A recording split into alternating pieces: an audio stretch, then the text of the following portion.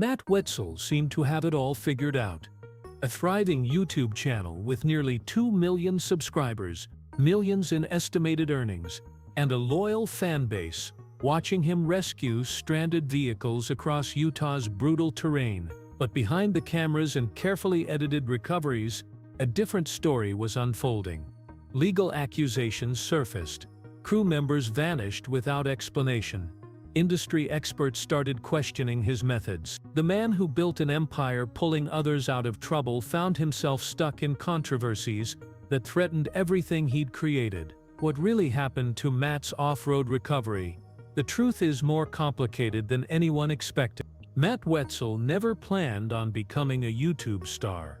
Back in 2019, he was just another towing operator running winter towing in Hurricane, Utah, pulling vehicles off the highway and responding to standard roadside emergencies. The job paid the bills, but it wasn't exactly thrilling. Then one day, Matt grabbed a camera and filmed himself recovering a stuck Jeep from the sand dunes near Zion National Park. He uploaded the footage to YouTube without much expectation. That single decision changed everything. The video caught fire. Viewers couldn't get enough of watching Matt and his beat-up yellow Jeep Cherokee, nicknamed the Banana, drag massive trucks and side-by-sides out of impossible situations. There was something authentic about it. No fancy production, no scripted dialogue, just real recoveries with actual stakes. Within months, the channel exploded. Subscribers poured in by the thousands, then hundreds of thousands. Matt quickly realized he'd stumbled onto something huge. He assembled a crew, upgraded his equipment, and started fabricating custom recovery vehicles that looked like something out of a Mad Max film. The Morvair, a heavily modified Corvair, with massive tires and ridiculous ground clearance, became an instant icon. Blue Steel, his Ford Super Duty, handled the heavy lifting. But Matt's ambition didn't stop there. He dreamed bigger, wilder, more extreme. By 2023, the channel had crossed 1.5 million subscribers and was generating an estimated $3 million in net worth. Matt Wetzel had transformed from a small-town towing guy into one of YouTube's most successful automotive creators. But success always comes with a price, and Matt was about to learn that lesson the hard way. December 2021 hit Matt's world like a sledgehammer. News broke that the Utah Insurance Fraud Division had launched an investigation into winter towing. The accusations were serious. Investigators claimed Matt had been filing false insurance claims through AAA, racking up over $15,000 in fraudulent charges. The details made it worse. AAA doesn't cover off-road vehicle recoveries, but authorities alleged Matt found a workaround. He'd perform off-road recoveries for customers, then have them submit claims through their friends' AAA memberships, pretending the service was for a regular highway tow instead. Matt tried defending himself. He told investigators the claims were wrong on the front end, but fair on the back, arguing that every claim represented legitimate work he'd actually performed. His logic was twisted but almost understandable from his perspective. He'd done the labor, provided the service, and felt entitled to payment somehow. The problem? Insurance fraud doesn't care about justifications. The law is the law, and Matt had crossed a line that couldn't be uncrossed. When the legal system finished grinding through his case, Matt faced a choice: fight the charges and risk serious prison time, or take a plea deal. He chose survival. Matt pleaded no contest to a Class A misdemeanor, dodging the felony charge that could have destroyed everything. The sentence came down hard enough to sting but soft enough to continue. 18 months probation, full repayment of the $15,000 plus an additional fine of nearly $2,000 to Utah's Insurance Fraud Division. For someone pulling in thousands monthly from YouTube ads alone, the financial hit was manageable. The reputational damage, that was another story entirely. Fans started noticing something strange. Familiar faces were vanishing from videos without explanation. Tucker, the channel's first dedicated video editor and a crew favorite known for his incredible strength, disappeared in February 2023. One week he was there, lifting the front end of side-by-sides by himself and appearing in recovery videos. The next week, gone. Matt's only comment buried in a YouTube response claimed Tucker decided to try freelancing. No goodbye video, no farewell, just silence. The explanation felt hollow, especially after Matt had surprised Tucker with a Toyota 4Runner just months earlier, upgrading his suspension and taking him on trail rides like they were best friends forever. Then there was Lizzie, another crew member who left citing vague personal reasons that nobody bothered explaining. Skeeter, the fabrication wizard who helped source the crucial MRAP axles for the heavy wrecker build, vanished to the Texas oil fields in October 20. Tom, Matt's longtime friend who'd been there since before YouTube even started, also drifted away amid whispers of tension and disagreements. The pattern was undeniable. People who got close to Matt's operation eventually walked away, and the exits were never clean or transparent. Online forums exploded with speculation. Reddit threads dissected every detail, hunting for clues about what really happened behind the scenes. Some former fans pointed to Matt's treatment of his wife Jamie, whom he constantly referred to as the lunch lady in videos, joking about it to hundreds of thousands of viewers. Others wondered if the insurance fraud case created internal fractures that never healed. The community drama extended beyond the crew too. Fabrats, another popular off-road channel, reportedly drifted apart from Matt's operation, with rumors swirling about disagreements over the 2024 off-road games event. Matt made a bold claim that instantly triggered controversy across the off-road community. He called his custom-built recovery rig the world's largest off-road wrecker, and people immediately pushed back hard. Critics argued that military vehicles like deuce-and-a-half wreckers were objectively larger and more powerful.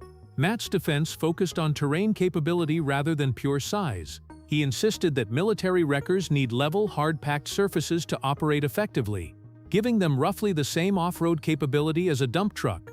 His heavy wrecker, by contrast, could handle difficult buggy trails and sometimes outperform even a Jeep in extreme conditions. The build itself was legitimately impressive regardless of superlatives. Starting with bare metal in late 2022, Matt and his crew fabricated a completely custom frame from massive steel channel beams boxed with 5/16-inch steel plate. They mounted a 1956 International Harvester fire truck cab for that vintage aesthetic. The drivetrain featured a Chevy big block engine, built transmission, and custom transfer case spinning 40-inch tires. The suspension used MRAP axles with air lockers and triple bypass shocks. 7 12,000-pound Badlands winches provided ridiculous pulling power. Four-wheel steering allowed both tight turning and crab-walking maneuvers.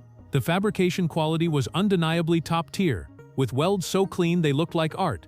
By late 2024, the heavy wrecker made its debut at SEMA in Las Vegas, drawing massive crowds. The machine was still getting finished in 2025, with recent videos showing pinion guard installations and final touches. Matt even released a detailed die-cast replica for collectors. But the world's largest debate raged on in comment sections and forums. Some praised Matt's innovation and capability focus. Others accused him of clickbait exaggeration and disrespecting actual heavy-duty recovery equipment. The controversy generated views either way, which might have been the point all along. The numbers tell a story Matt probably prefers keeping quiet. Despite the fraud case and crew drama, his financial success kept climbing. Current estimates put the channel's monthly YouTube ad revenue between $12,000 and $16,000, with some months pushing higher depending on view counts. His total net worth sits somewhere between $3 and $4 million when factoring in merchandise sales, sponsorships, and his actual towing business that still operates alongside the YouTube channel. The channel pulls over 12 million views monthly, maintaining impressive consistency even as other automotive creators struggle. Matt expanded aggressively beyond just YouTube revenue. He launched an official merchandise store selling everything from t-shirts to detailed die-cast models of his custom vehicles. The products aren't cheap, but fans buy them anyway, wanting a piece of the MOR brand.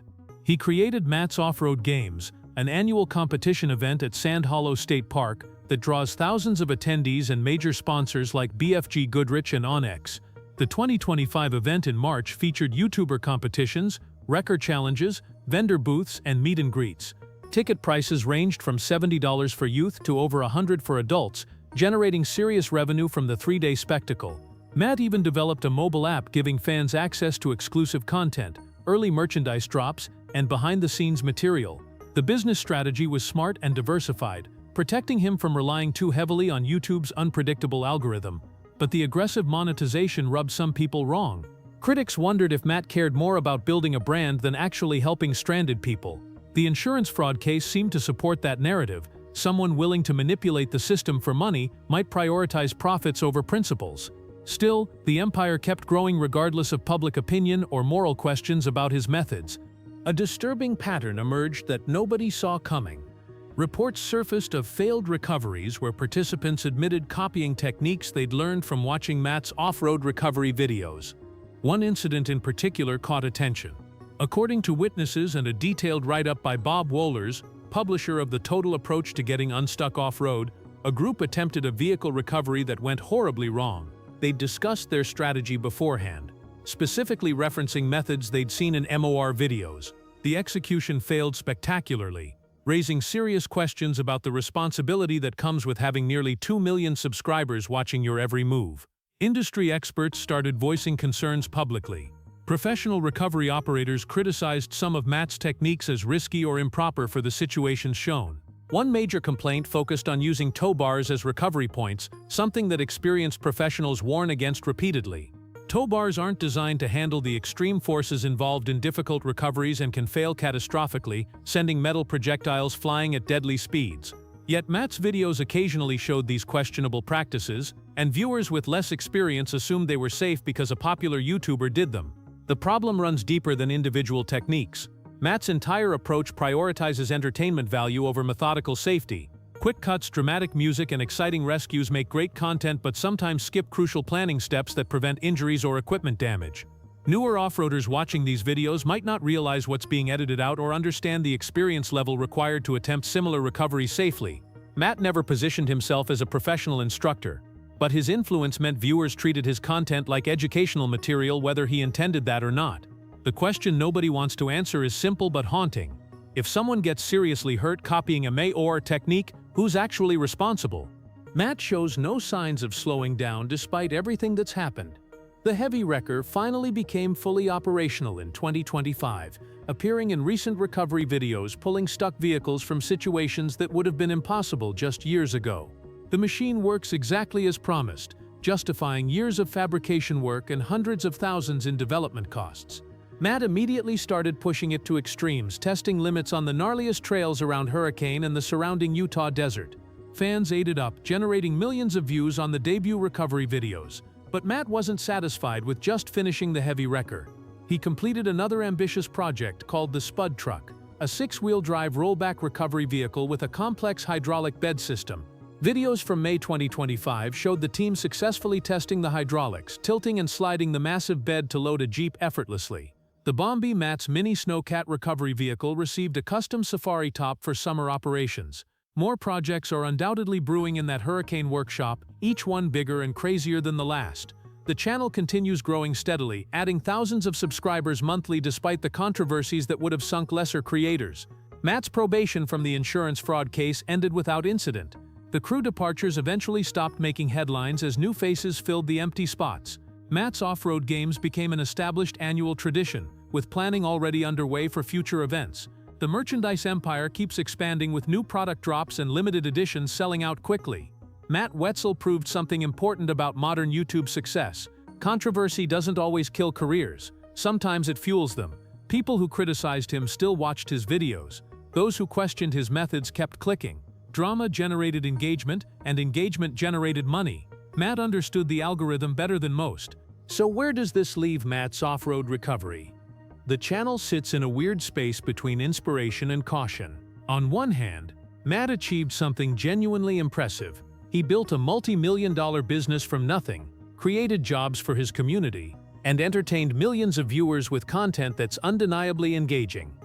His custom vehicles represent serious engineering achievements that pushed boundaries in the off-road recovery world. The annual Games event brings economic benefits to Hurricane and provides opportunities for smaller creators to gain exposure. Those accomplishments deserve recognition regardless of personal feelings about the man behind them.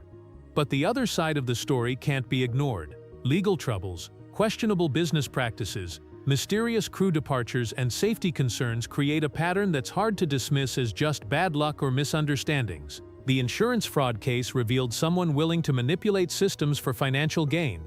The influence he wields over inexperienced off-roaders carries responsibility he doesn't always acknowledge. The aggressive monetization sometimes feels more like exploitation than community building. The real question isn't whether Matt's channel will survive. It clearly will. The algorithm rewards consistency and engagement, both of which MOR delivers reliably. The question is whether success built on controversy can ever feel truly legitimate, or if there's always an asterisk attached. Matt Wetzel wanted to be known as the guy who could get anyone unstuck from anywhere. Instead, he became something more complicated. A cautionary tale about YouTube fame, a success story with uncomfortable footnotes, and a reminder that the people we watch on screens aren't always who we think they are. The latest headlines about Matt's off-road recovery aren't breaking news, they're just the next chapter in a story that's far from finished.